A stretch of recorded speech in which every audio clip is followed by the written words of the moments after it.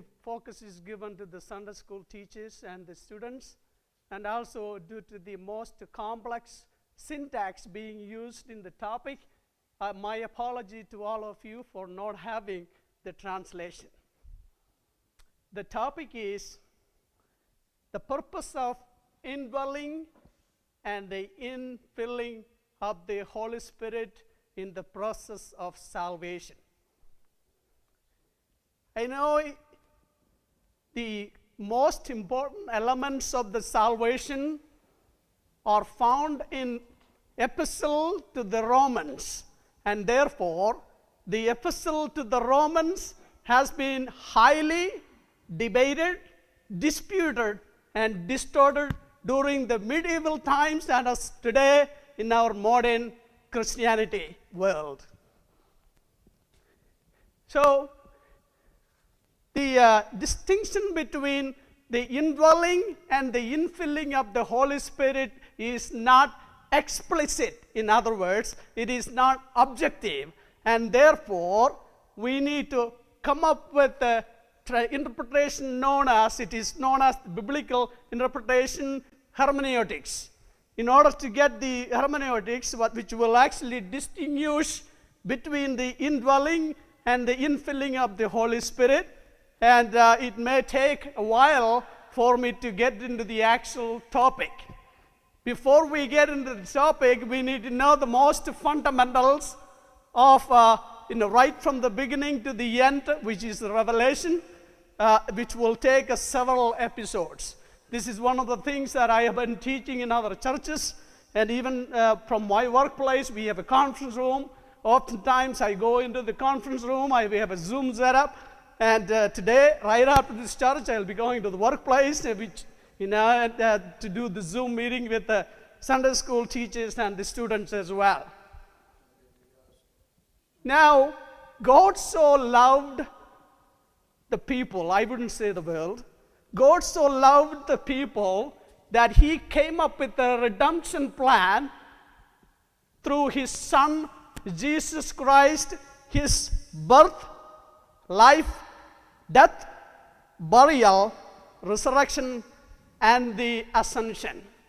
Whoever believes in Jesus, which is the good news that is known as gospel, God will impute His righteousness into that person, which is called the grace, so that person is sanctified. The sanctification is one of the elements of the salvation process. Now, once that person is sanctified, that person has to go through a continuous technology, I guess, right? Huh? Justified. So the justified, which is righteousness, which is through the grace. So once that person is justified, that person will go through a continuous process known as sanctification. I would call setting apart, which is a continuous process. So the sanctification process is basically done by the indwelling and the infilling of the Holy Spirit. And whoever obeys the Holy Spirit, that person will continue to be sanctified. As long as that person obeys the Holy Spirit and that person remains in Christ, the most important, once obedience to the Holy Spirit and then remaining in Christ will get that person to the process known as glorification. That is the completion of the salvation process. So that is the reason, because I did enormous studies and research in the past several years, every day, at least a few hours a day, about this, because this is so complex. And I studied all the doctrines, basically the Calvinism, Arminianism, Lutheranism, you name it, all those doctrines. So right from the beginning, Genesis all the way to the end, the book of Revelation, God has given the choice to the mankind. So because God is righteous, God is not evil. Therefore, it is the choice of the mankind to choose what that person needs.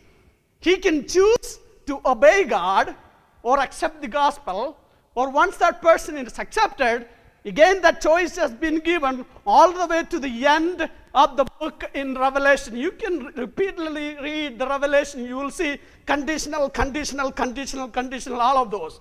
And that is the reason why I disagree with the doctrine of once saved, always saved by the Calvinism. We are not the enemies of the Calvinists, because they are not heresy. It is just the conflict of different opinion. That's all it is. We cannot say they are the enemies. It is not heresy. That's why the biblical interpretation known as the hermeneutics is so difficult for people to understand. Is that clear? Now, basically, like I said, the Father, Son, Spirit, we know the Trinity. The sovereignty of the God, which is the creator and the controller, and the divinity, which is the deity of God, and then the Christ incarnation, which is known as the process of what do you call actually the Christology. That's what actually in theology, Christology. Those three areas have been highly, highly challenging for someone other than Christian to believe in gospel. And those are the challenges of our own people, as well as I am speaking with so many people. In our own people, these are some of the most challenges. Next slide, please. So what are the challenges that we have today for us and our young generation?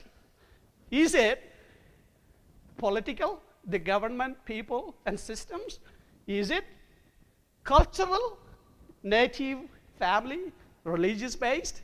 Is it educational, schools, colleges, their teachings, and the people, environment?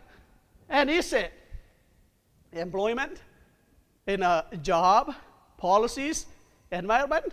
Is it other religious influences such as Islamic and Hindus, they are influencing our children? No. None of this. Based on my experience and my understanding reading the scriptures, none of this is a challenge for our children. Why? The scripture clearly states that. Sam, can you read the scripture, please? Will you be able to see it? In English. For we do not wrestle against flesh and blood. Stop. We did not against what? Flesh and blood. All those systems and people, they are merely the flesh and blood. So our fight is not against the flesh and blood. We are not wrestling with the flesh and blood. Is that clear? And so who are the enemies? Keep reading, please. So we are against principalities, against powers, against the rulers of the darkness of this age, against the rulers of the darkness of this age, against spiritual hosts of wickedness in the heavenly places. Wow. See, I have a breakdown of this, and we'll discuss next slide, please. So we know the challenges based on the scripture, they are not the flesh and blood. And we know the challenges, number one, spiritual host of wickedness in the heavenly. Isn't that amazing? Spiritual host. Do you understand? God is spirit, and here comes another spirit. This is the counterfeit effect of the devil. Because Lucifer and his crew, which is 1/3 of the angels, were cast down onto the earth. Understand? They are not in one or two, they are in thousands. So Lucifer and his crew, they are in thousands. They are not on this earth. They are up in the heavenly places, which is in the air. And also, next, they are dominated. They have dominated the entire world. That's why, the devil, that Satan asked Jesus, I will give you the entire world if you bow down and what? Worship me. So he owns the entire world. Next, powers. Can the devil do signs and wonders? Yes, devil can. Right in the Egypt, the Pharaoh called when Moses came, Aaron came up with so many wonders, miracles, number 1, 2, 3, 4, 5, all the way to 11 miracles, 10 plagues. Okay? So now, number 1, serpent, a staff turned into serpent. Pharaoh laughed at Moses and Aaron, called who? Magicians. What did they do? They do the same thing. The second was what actually? Turned water into blood. All the water, blood. Did they do? Yes, magicians did it. Third one, frog came out from nowhere. Did the magicians do? Yes, they do. Then the fourth one was the lice. That's one of the things who couldn't do. The magicians couldn't do. Why did God allow to go through 1, 2, 3, 4, 5, 6, 7, 8, 9, 10, and 11 miracles? If God could have done the last miracle in the first place and be done with it. These are clear to you. I'll tell you, reading all these things, researching and all, the Egyptian people, including Pharaoh, believed in the nature. So every miracle, including the serpent and all that, the Pharaoh and his people literally worshipped every single nature. And God wanted to prove to Pharaoh the nature and the pagan gods you worship, they can no longer do the things that God can do. That's why God had to prove it to the Pharaoh, doing every single miracle when God could have done the last one in the first place and be done with it. Is that right? Okay, that's another thing. Okay, now, rulers of the darkness of this age. If you actually look into the medieval age, it is also known as the Dark Age. Why would you think it is the Dark Age? That is when the most heresy, the false prophets and false doctrine came in. In 324, Constantine is the one who actually supported the Christians and put an end to the persecution. Right before 324 AD, there's so many emperors came out. They all persecuted the Christians big time.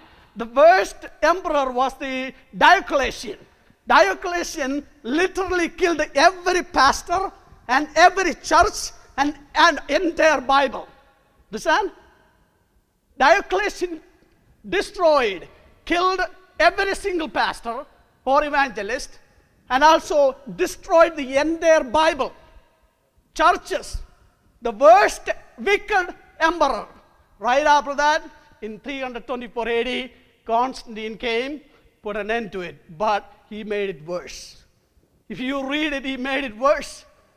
He actually, the Catholicism, the universal Catholicism, they believe in the most pagan world. They are purgatory, worshipping Mary and all that. It is the paganism. That's why the medieval age is known as the Dark Age. That is the power of this Satan. All of this. Next slide, please. So I want to show you what the nature of the spiritual horse. We know the Lucifer and his crew.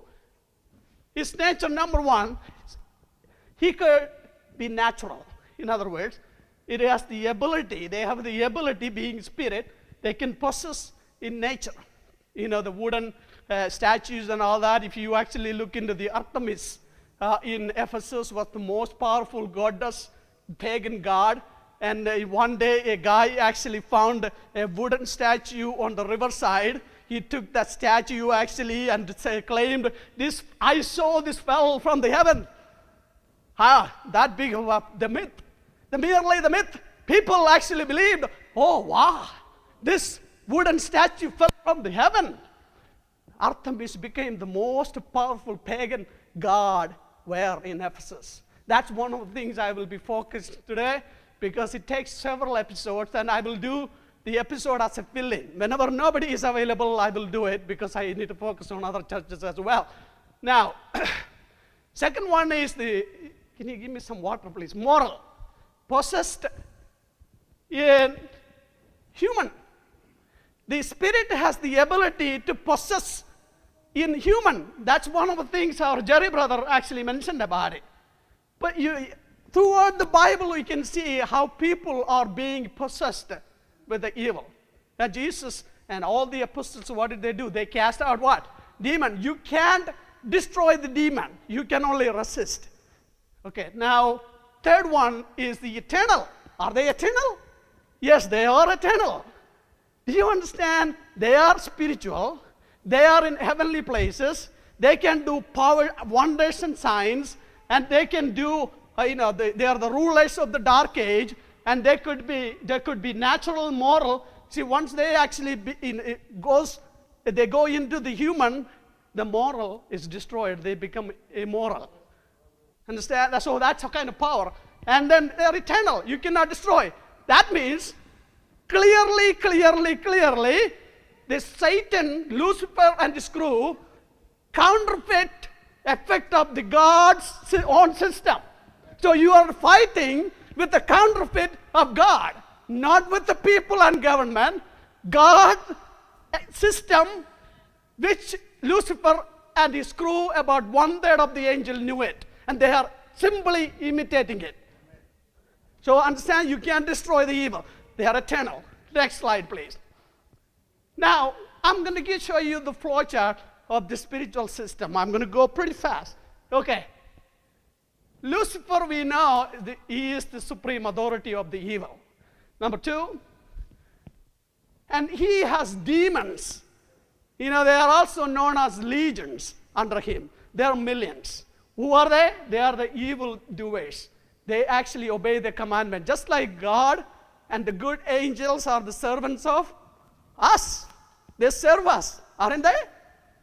Number 3, idolatry. Number 1, paganism. This is what they do. They know God hates the idolatry. The paganism is what God hates. And that's what exactly the Satan prioritizes. Let's go to the next one. Then, guess what? Not the government.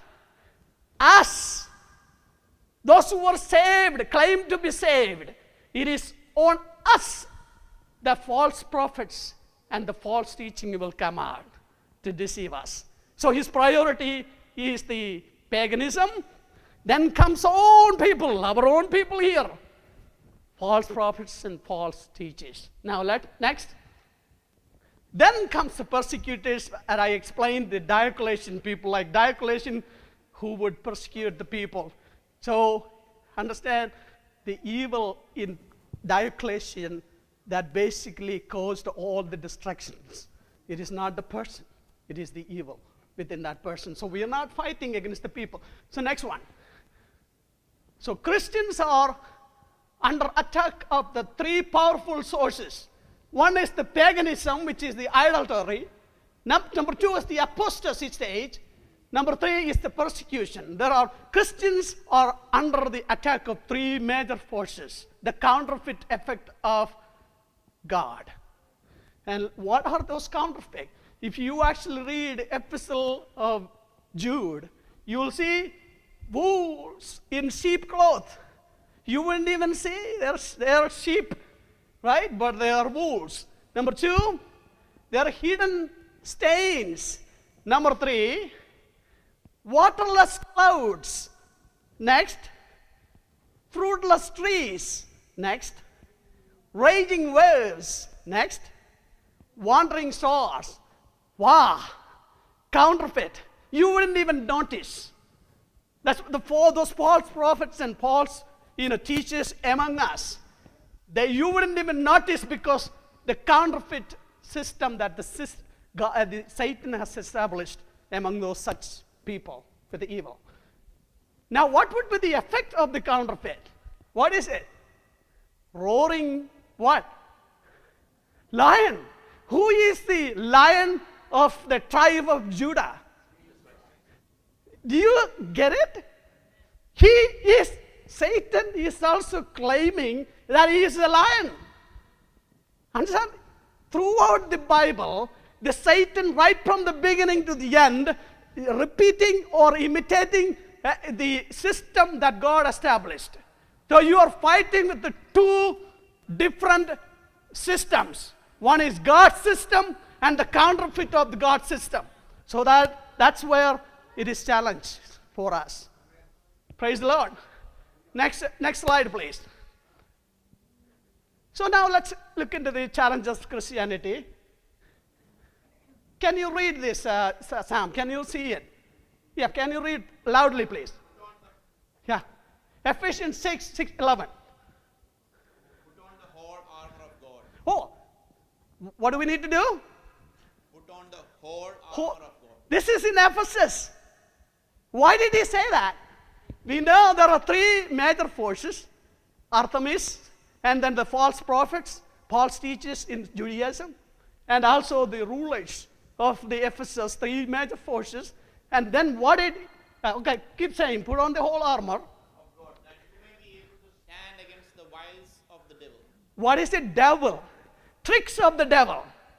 Not the government, tricks of the devil. You need the full armor. This is about Ephesus. This is about us today, for us and our children. You can, in order to fight, you can destroy them. To resist the evil, the three major powerful forces from the evil, you need the full armor of God, not the partial, not little, it is the full armor of God. Now, why did Paul say in Ephesus? Read the second one, 1 Corinthians chapter 15:32. Wild beast, that's enough. He fought with the wild beast in Ephesus. Did he actually fight with the wild beast? Literally, no. It is the metaphoric language. So, but it is the metaphoric language linked the reality that was happening in Ephesus. During those times in Ephesus, they had a big giant theater where they'll put naked people inside the stadium, where they will fight with the wild beast. None of them will survive. When people, they made a lot of money, a lot of people watching, people literally dying, fighting with the wild beast. That's one thing. The second thing, they have a different occasion in the same stadium where people will put the full armor. And they fight with the wild beast. And most of the people survived as long as the armor did not come off of them. That is the context of what Paul is saying in Ephesus, what he was doing with the wild beast. So we will not survive without the armor, bottom line. Even if you have the armor, make sure your armor is full and it is on, it is not loose. Is that clear? Okay, now let's go on to the third one, Revelation 2, 1-7.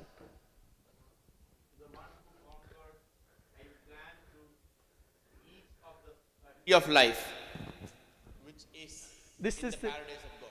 This is the letter to the Ephesus church, right?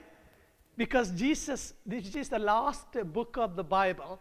After the Apostle Paul, Revelation was written. What did Jesus say to the Ephesians church? Letter to the church. If To the one who conquers. One who conquer, I will. If you don't conquer, you know what was there lacking? Right here. Is that clear? They lacked the love. If you have everything, so spiritual you are. There's nothing lacking, but there's one thing lacking, which is love. If you don't come back to that love, your name will be what? Blotted out. What does it mean? This is the reason why I'm saying you can't put up with the Calvinist. This is by Jesus, and this is the end of the book, and this is during the end of the times. Is that clear? So, no love, cold love. If you read Matthew 24, which I am also preparing the Matthew 24 for some other, the international churches as well. Cold love, that is called the apostasy. During the end times, people will fall into what? Cold love. If they do, it is the exact same stage here. No love, cold love would equal to apostasy equals what? blotted out of the book of life. Salvation is not guaranteed for the elected or predestined. It is clear. But I will get to that in more detail once we get to the church history. Next slide, please. Let me move on. Now let's look at the Ephesus, what is going on inside the Ephesus church. Now we learned about what was going on outside the Ephesus church. Now let's look into the inside church. The Timothy, actually Paul writes this to Timothy.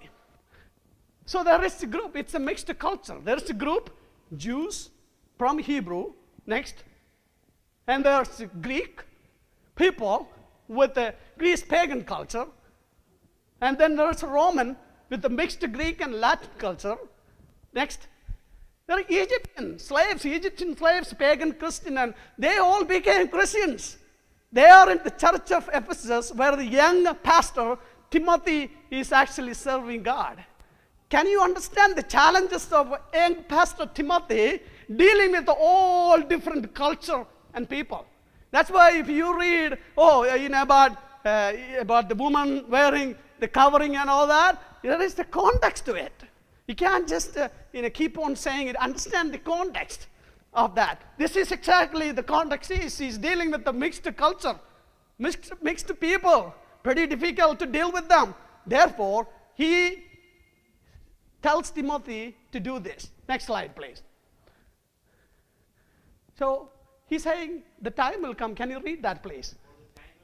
Time will come when people will not put up with sound doctrine. Okay, put that. Okay. Instead, to suit their own desires, yes, they will gather around them a great number of teachers, yes, to say what their itching ears want to hear. Right. Now, let me give you the summation of that scripture.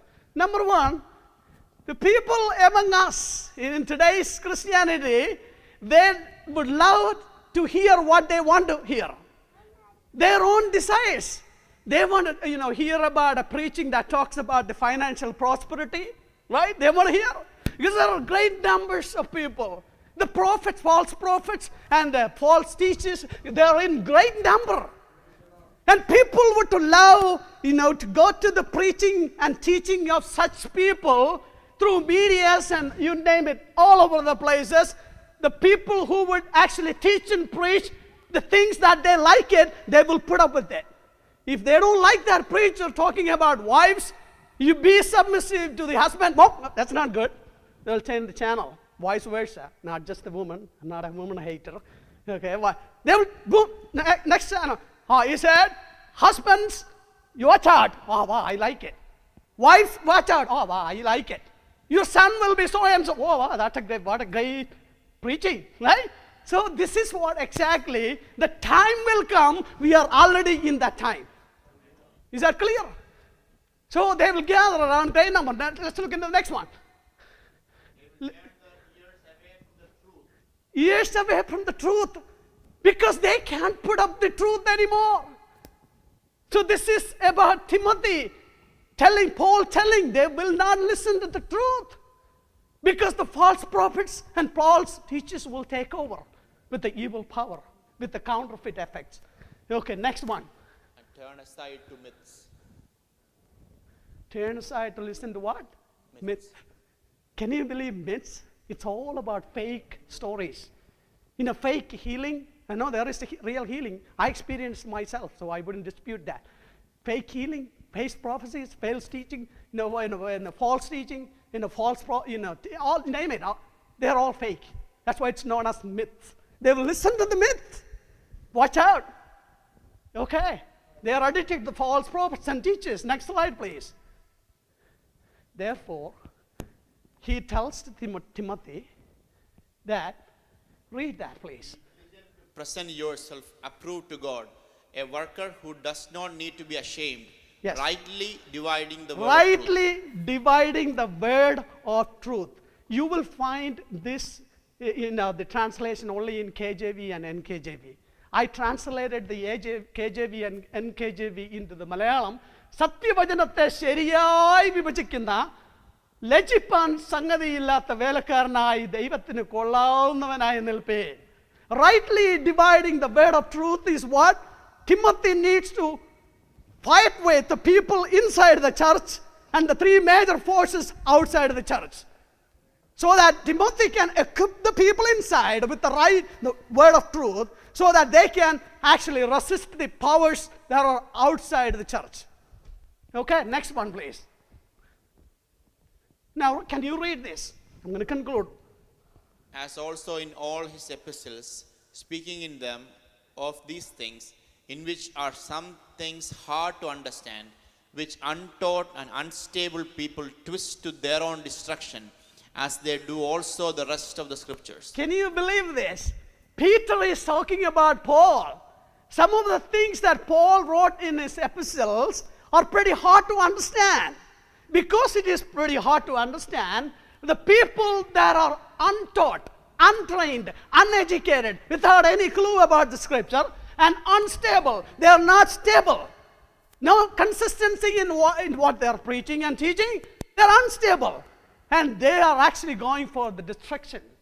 Understand? So you and I, what we are facing today is, just like Peter talked about Paul, epistles are pretty hard to understand because Paul is the only highly educated man among the apostles. Peter was uneducated. He was a fisherman. He did not know how to write it. So he had his Mark with him.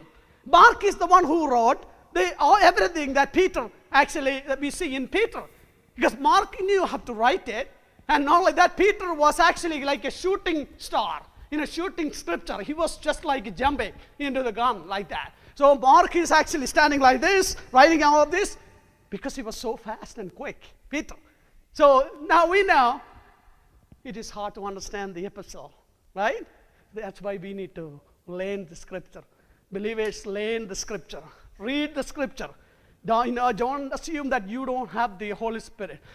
If you read the scripture, like you said, every day I read and understand the scripture, hours and hours, even going on the way to work, in the way back to home, while I am in the workplace, I spend enormous time reading the scripture context and all that, so that I know that I am not one of the untaught and unstable man. So you and I, that's why, Paul called the Galatians, oh, foolish Galatians. And then Paul called the Cretans, oh, liars. See, people were, Titus, served, he called them liars. And where the Galatian church, he called foolish Galatians. But he called the Bereans what? Noble. Did he actually say noble? You are smart. Bereans, you are smart. Do you know why you are smart? You are not only listen to what Paul, who is the best teacher and preacher, but also they will examine to see, is it the right word of truth? That is what the believers, you don't need a PhD to understand the Bible. Okay, Bereans didn't have a PhD and masters in theology. If you read the Bible, I guarantee I don't have a PhD. But I learned scripture just by reading it. Constantly reading it. Have a patience. Definitely the Holy Spirit within you will actually teach you what is the right word of truth. Now, this is the last one. So next time. Like I said, I'm going to be a fill-in when there is no one to take the time. So hermeneutics is what is this. When you read the scripture, it is called exegesis. Exegesis is actually, scripture explains the scripture. You don't need interpretation. When you read, next time, I will pull out some of the examples, especially the Sunday school teachers and students, we will actually do some exercise as well. Because this is the time we need to understand how to read and understand the scriptures using the hermeneutics. So next one is actually eisegesis. The eisegesis is pretty dangerous, because if there is no context, then you will have to find context outside the scripture. So what are those contexts outside the scripture? Number one, biblical archaeology. You need to look into that to see if that passage makes sense. Number two, biblical geography to see if that passage makes sense. Number 3, Old Testament history to understand that passage. And number 4, New Testament history to see if that passage makes sense. Next, biblical languages. You know, the biblical languages, you may wonder, James is actually talking about Greek, Parakletos and Paraklete. What is this? You may wonder that, right? Let me tell you this, biblical languages. The Bible was originally written in Hebrew, Aramaic, Greek, and Latin. So as far as the hierarchy of understanding the scripture, number 1, understanding the context and the meaning of Hebrew, and then Greek. That's why when I stand here and I say this is the Greek meaning and Hebrew meaning, unless you know that, you wouldn't get it. English is not the language that was translated actually from the Hebrew. In the NKJV, KJV, Hebrews and Greek. I always use the KJV and NKJV. But anyway, that's not the point, as long as we can read them. Next one, biblical names. Didn't you understand biblical names? If you actually read and understand the biblical names, where is Abigail? Is Abigail here? Is that you? Do you know what's the meaning of your name? Do you? What about Jamon? Do you know the meaning of your daughter? Didn't she? You do? This is one of the things, when you put a name, I'm glad you put a name Abigail. Abi is the Hebrew word Abba. What is Abba? Father. Right? And then Gael, lover. Father lover. God lover. Is that good? These are some of the things, if you look into the biblical names, which I will in the next teachings. Next one. Biblical syntax. What is syntax? The order of phrases, the order of sentences, words. You need to understand how they are laid out. Is it consistent? Is there a connection? Okay, what is you have to connect everything together. That's called the syntax. So once we know that, we will understand the derived meaning of the scripture. May God bless you with these words.